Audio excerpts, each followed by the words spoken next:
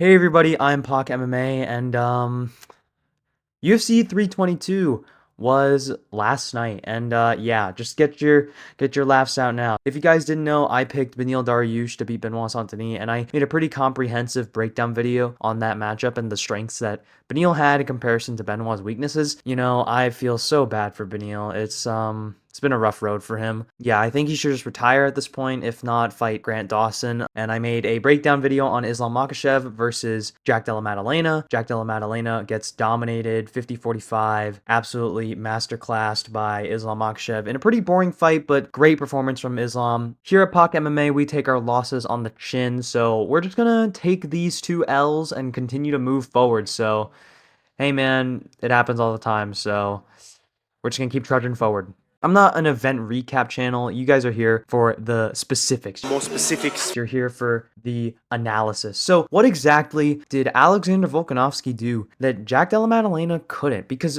I think this is an apt comparison just because Volk was the, Australian champion and he very nearly beat Makhachev, and Jack Della Maddalena really didn't have much success against Islam, much at all. So I think this is a fun video to make, fun analysis to make, and also to compare Islam's performances at 155 to 170 because he looked extremely strong at 170, and I don't think people are going to be talking about him as a small welterweight anymore. So yeah, let's get right into it. So starting off with the first Volk fight, Islam was a lot more commonly attacking the body lock takedown, and this is pretty different to the JDM fight where he attacked pretty, simple single leg attempts. He did do some cool trips in that, but for the most part, it was just kind of like a double leg that JDM was really having a trouble with. And against Volkanovski, Volk did a great job at using the fence to defend the body lock, and eventually, as Islam would try to drag Volk down using the body lock, Volk did an amazing job at elevating his hips higher. And if you don't know, to defend takedowns in scrambling positions, having higher hips than your opponent is the key to winning exchanges. So Volk has his hips higher than Islam, allowing him to get back and post his left arm to eventually stand up and turning out and getting back to his feet and gaining a whizzer and recovering back up to the feet into an overhook position. But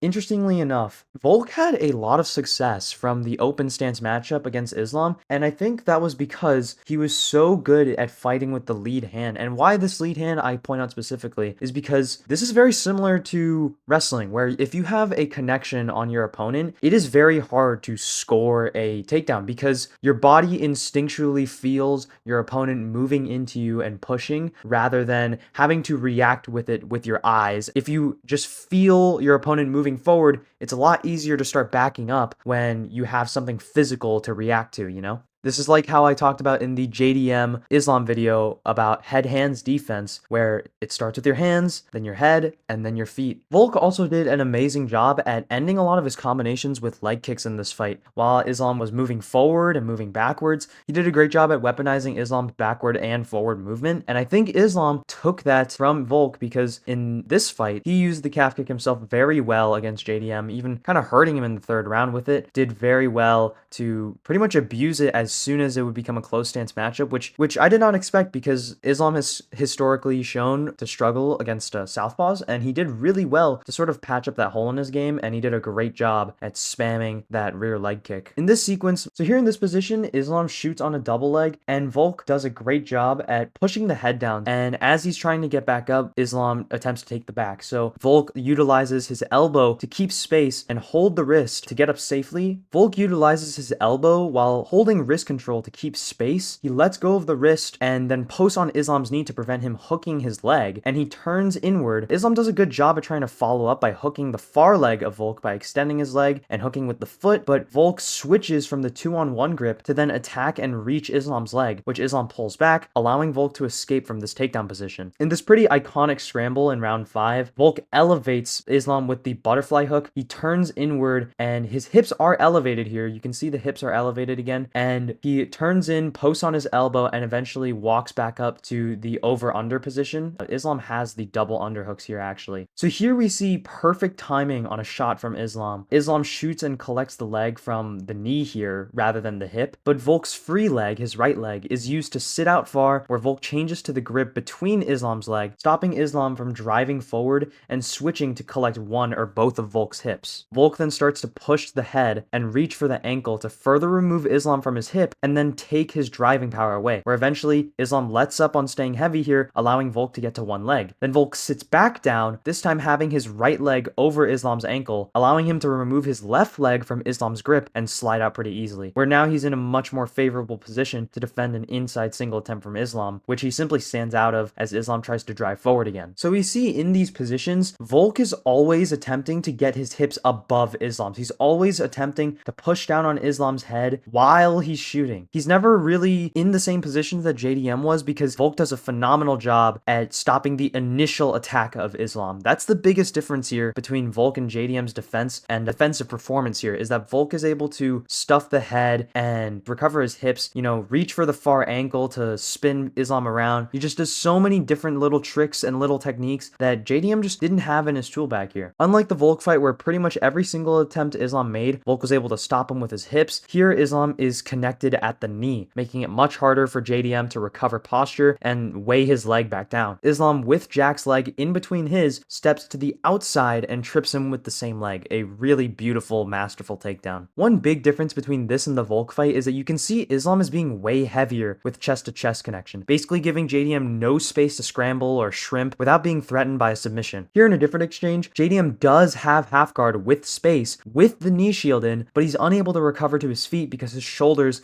are on the inside of Islam. He's prioritizing controlling the wrist here, probably due to a submission threat, rather than attempting to gain a whizzer and stand up. And you can see the issue here where Jack does have his hips up on his knees where he can stand up, but without the whizzer, Islam's threatening back exposure, Jack is unable to properly get Islam's weight off of his back so he can quickly move his feet to not be underneath Islam. And now we're at a cage exchange, so it's hard to see here, but up against the cage, JDM does try to use his elbow to swim his hand away from wrist control and stop Islam from digging in a hook, but his leg is far too wide open compared to Volk's similar sequence and gets his back taken. By far the biggest mistake Jack made in this fight was being too worried about the hand fight and gaining wrist control. Even here in this exchange, when Islam and JDM are in the clinch, JDM is persistent on wrist control, which doesn't punish him here specifically, but he does attempt to whizzer kick and trip out Islam, which does actually end up working, and they meet in this dogfight position, but JDM gets overzealous and tries to go over Islam, which you can't do when you're the one with the overhook position. And Islam beats him by planting his right foot and pushing back into JDM, toppling him over his upper body. For the most part, Jack did have success in these over-under clinch exchanges up against the fence, but he just got to them too late because he was so concerned with controlling Islam's wrists. JDM also had some success in the tie plum.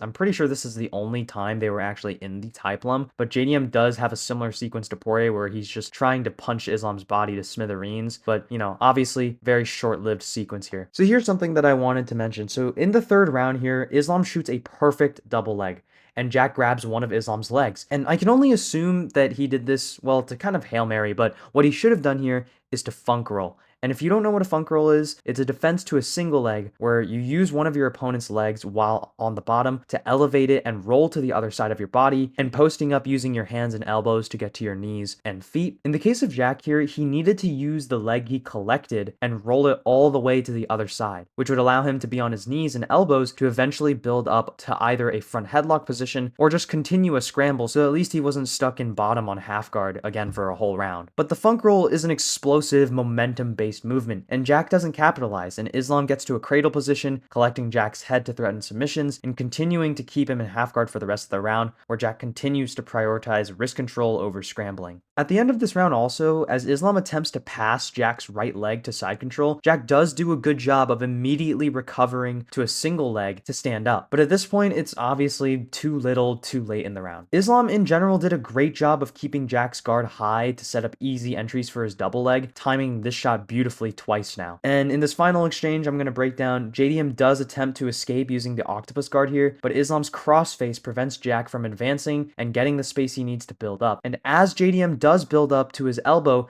Islam immediately attacks wrist control and breaks him right back down. So in general, Islam just did a much better job at keeping top pressure on JDM and basically just constantly working, while JDM was sort of concerned with 1 to 2 specific aspects of being on bottom rather than trying to chain everything together like he has in other fights. But this time I think Islam's top pressure was too much too soon for JDM. And yeah, I think Islam should be considered up there for one of the greatest fighters of all time. I think it is truly undeniable now. Let me know what you guys thought of Islam Makhachev Makhachev versus JDM. The last thing I have to say is that Alexander Volkanovski is the greatest fighter of all time.